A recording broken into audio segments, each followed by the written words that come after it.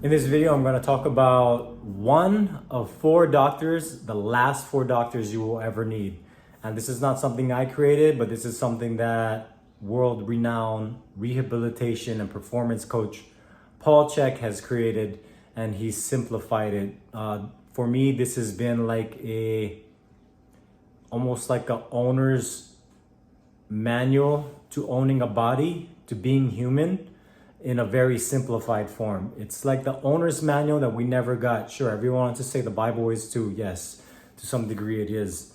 But there are many other texts that were created and mystery science, but Paul Chek has made it so practical and so simple for people to incorporate and integrate in their life. In fact, I find there's a lot, even in this four doctors, that many Christians are so blind to, and I see so many of them, go through cancer and just not even understanding like what it means to own a body and what kind of responsibility comes with owning a body.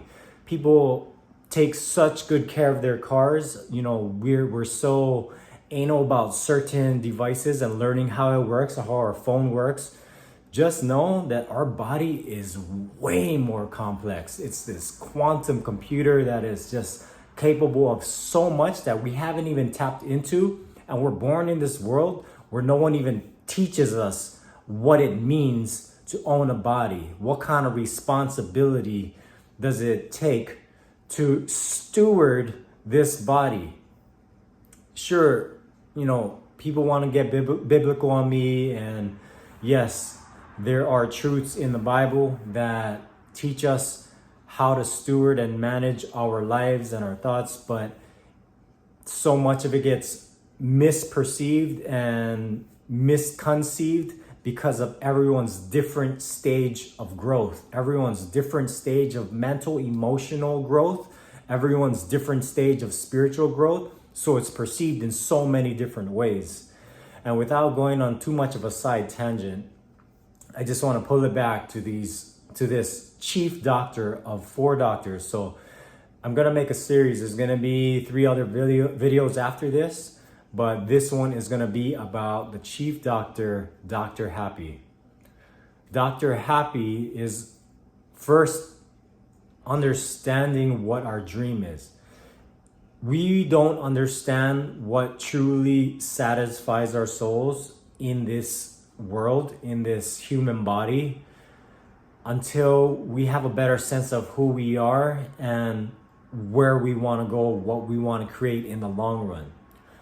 So until we establish what our dream is, our long-term dream, whether it's your 20-year dream, your 30-year dream, your 5-year dream, I think they're all important. But until we have an understanding or a consciousness, a slight consciousness of what that is.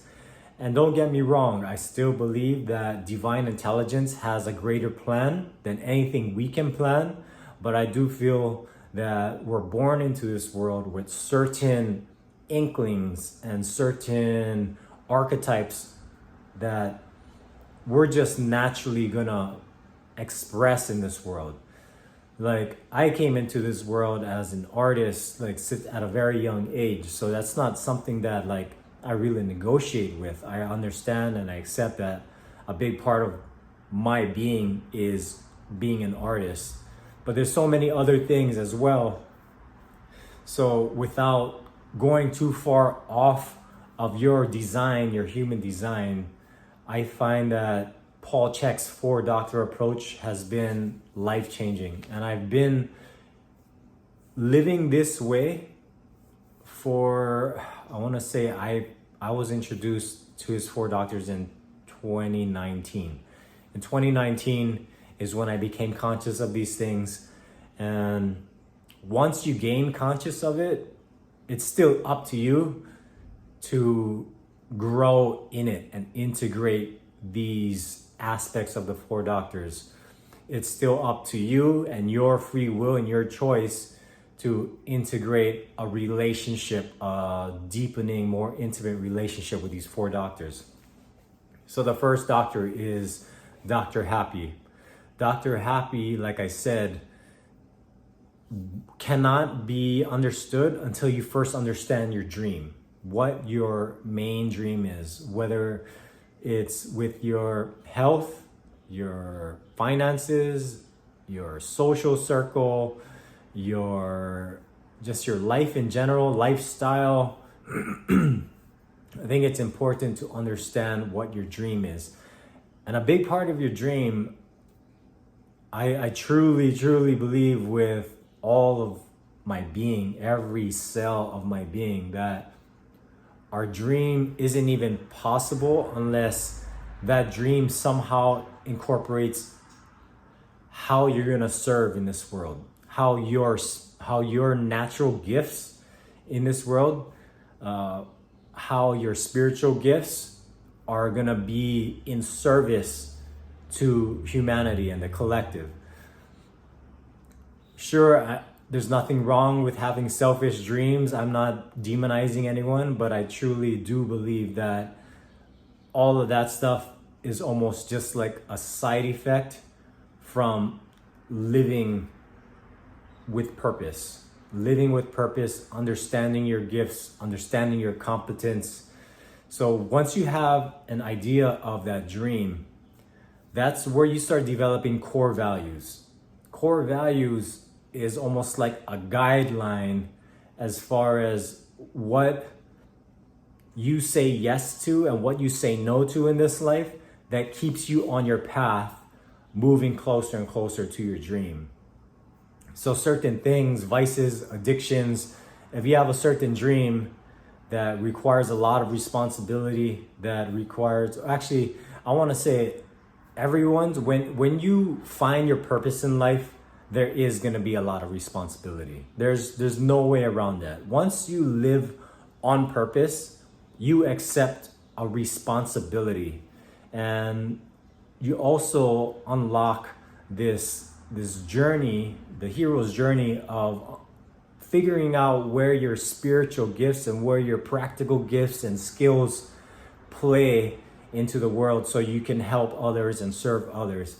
But in that process, I do feel like you are rewarded, or it's just a matter of sowing and reaping. You're sowing good seeds, living out your purpose, doing what God has designed you to do, and the harvest you reap is beautiful. You reap a harvest. You're sowing good seeds, you reap a good harvest.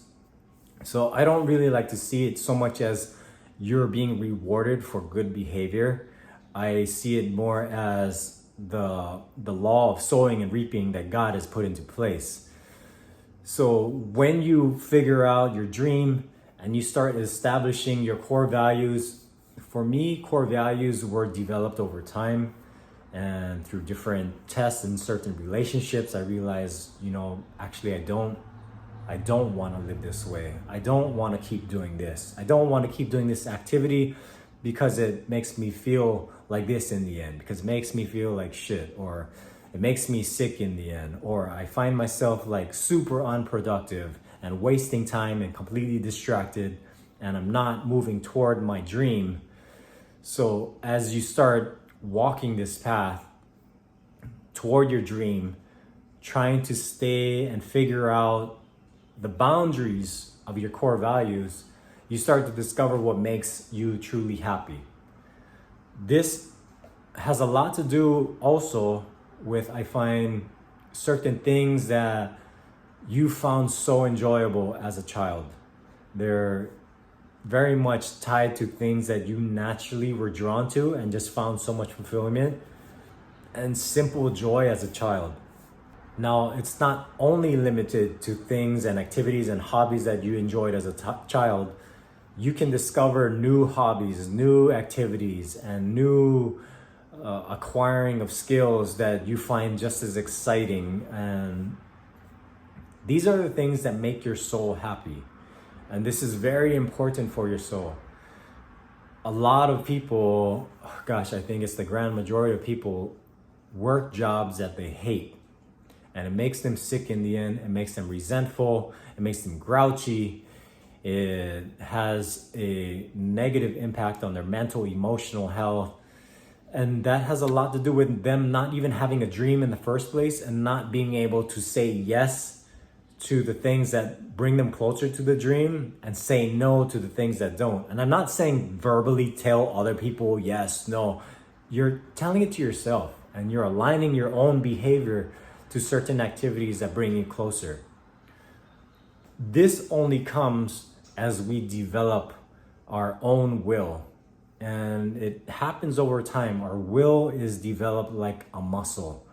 And God will put us through tests to really test our will, to test what we really want, to test our core values, to test whether or not we truly believe and want this dream. Dr. Happy, for me, has been a process of self-discovery. As all the other doctors that I'm going to tell you about, the other 3 doctors. But this whole process is a journey of self-discovery, and the more you discover yourself, the more you're able to align with who God designed you to be. The more you're able to align with the gifts God gave you, the more you're able to serve in that way, and the more good seeds you end up planting in the world. And let me be clear, balance is something that's a constant moving target. It's not something that we'll actually achieve and then boom, we're good. No, because we'd stop growing if that were the case. Balance is something that we strive for because a lot of the tension in our life dissolves when we start finding balance in our life. And when the tension dissolves in our life, the more we're in a relaxed state, the more we're in flow, the more we really find that flow. So I challenge you to get out a sheet of paper and ask yourself, what do you want regarding your health, regarding your social circle, friends, family, regarding your finances, regarding your purpose and lifestyle, regarding, your entire life. What is your 20-year dream? What is your 10-year dream? What is your 5-year dream? What is your 1-year dream? Write it all down. And once you establish that, once you have it on paper, a tangible thing where you can see it, then start developing core values and start assessing your own behavior, things that you've been doing as a habit, activities that you normally do. Try and see, is this behavior bringing me closer to to each and every one of these aspects of my dream, or is it bringing me further away, or is it just slowing me down? Is it giving me the clarity? Is it giving me the energy? Is it sustainable? You want to really define your core values. And this is going to happen over time. Like I said, you'll be tested with certain relationships, tested on certain core values, to see if you really do believe in this core value. If you truly want this for your life, you're going to be tested with a dilemma and you're going to have to make a choice. That's kind of what has always happened with me. But in those cases, every time I had to make that decision, with it came letting go of something that is no longer serving me. And there is an ego death with it. And that's just a part of it. But as the ego dissolves and this rigidity of who you once were, the possibility and potential of who you were designed to be emerges. This is like the phoenix rising from the ashes as you really step into your core values and who you were designed to be. And the more you do this, the more you step into your purpose, the more you step into your calling, and the more fulfilled you will be, the more your soul will be satisfied. And this is what God wants for you. This is what we're designed to do.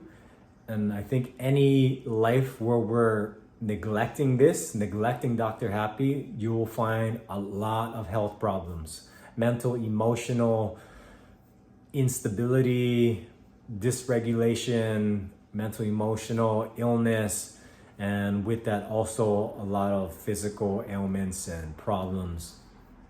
So, this is a very important aspect of understanding and learning about ourselves and how God has designed us. This is something that will radically change your life when you become conscious of it. For example, some things that fulfill me, that satisfy my soul and keep me really intimate and finding balance with Dr. Happy in my life. For me, things that really make my soul happy are painting, graffiti, creating beautiful art. That's something that satisfies my soul. I know that I came into this world with the artist archetype amongst many others, and honoring that satisfies my soul. Some people like to teach. This is another thing that actually satisfies me, is teaching. I love teaching, and only now I'm starting to finally teach more on YouTube. I'm so used to just teaching people one-on-one. For you, it could be something different. For you, you need to figure out what that is. There's other things that satisfy my soul, like being in nature, walking through the woods, diving, body surfing, moving my body. I'll go into doctor movement later. Doing these things that satisfy your soul, they really energize you. They give you energy. They give you more life force. And there is a limit. I mean, there is some prudence that comes along with this, because you can turn anything into an addiction. You can turn anything into an idol. I could turn art into an addiction and neglect all the other things that make me happy. I enjoy cooking. I enjoy learning and studying. So there's a lot of things that I enjoy doing. And I find that the more you tap into it, the more fulfilling life becomes, and the more doors open up, the more you discover about yourself. And I think it's our journey and our responsibility to understand ourselves, to know ourselves, and it's a lifelong journey. But it's one aspect of emotional intelligence that is very important, because Dr. Happy is a big part of knowing ourselves, to having self-awareness, which is one pillar of emotional intelligence. That's all I'm gonna get into for now regarding the 4 doctors. So I just went over Dr. Happy in this video. I will go over the other doctors in upcoming videos. I hope this helps you in some way. I hope this drastically shapes your life in the most beautiful way. I hope it helps you find balance, and I hope it brings fulfillment and peace and flow into your life, and you really step into your calling and your purpose. Anyway, I'll talk to you guys next time. Peace. Aloha.